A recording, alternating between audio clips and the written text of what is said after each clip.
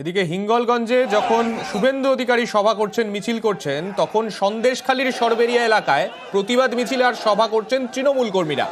কেন্দ্রীয় বঞ্চনার অভিযোগ, সেই অভিযোগেই তারা সভা করছেন, মিছিল করছেন, বকেয়া টাকার দাবি করছেন তারা। কেন্দ্রীয় এজেন্সিকে রাজনৈতিকভাবে ব্যবহারের অভিযোগ। আমি আবারও চলে যাব আমাদের প্রতিনিধি জিয়াউলের কাছে। জিয়াউল, যে বিষয়টা আমরা দেখতে পাচ্ছি, একদিকে শুভেন্দু অধিকারী তিনি মিছিল করছেন, সভা করছেন, পাশাপাশি এই সেই শেখ শাহজাহানের জায়গা যেখানে কেন্দ্রীয় এজেন্সি গিয়ে আক্রান্ত হয়েছিল, সেখানে সেই কেন্দ্রীয় এজেন্সির বিরুদ্ধে অভিযোগ তুলছেন তৃণমূল কর্মী সমর্থকরা। কতটা রাজনৈতিকভাবে তাৎপর্যপূর্ণ এই মিছিল এবং তাদের সভা?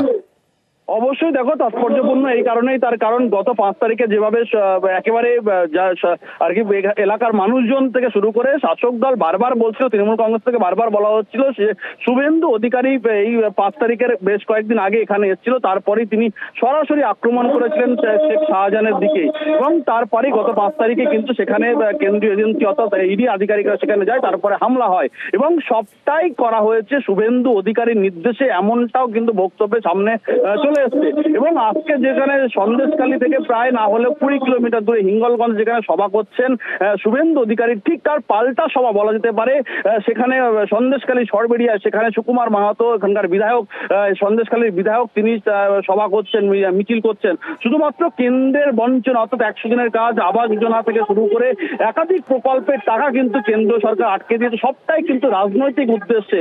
এবং তার জন্যই এবং শুভেন্দু অধিকারী যে সেখান থেকে 20 কিলোমিটার দূরে সেখানে সভা করছেন, সবটাই শুভেন্দু অধিকারী রাজনৈতিকভাবে ব্যবহার করছেন সিবিআই কে, এবং তার জন্যই আজকে এই একাধিক শুভেন্দু অধিকারীর নামে একাধিক স্লোগান দিয়ে থাকে এই মিছিল থেকে। ফলে সেখানেও কিন্তু এই পাল্টা সভা হচ্ছে, ফলে অবশ্যই তাৎপর্যপূর্ণ এই কারণেই যে শুভেন্দুর পাল্টা সভা সেখানে হচ্ছে, ফলে সেখান থেকেও কেন্দ্রের দিকে যেমন বঞ্চনার অভিযোগ তুলছেন, অন্যদিকে শুভেন্দু অধিকারীকেও তিনি সবটাই রাজনৈতিকভাবে শাসক দলকে বা তৃণমূল কর্মী সমর্থকদেরকে ফাঁসাচ্ছেন, এমনটাও কিন্তু সেখান থেকে স্লোগানে উঠে এসছেন। ধন্যবাদ জিয়াউল।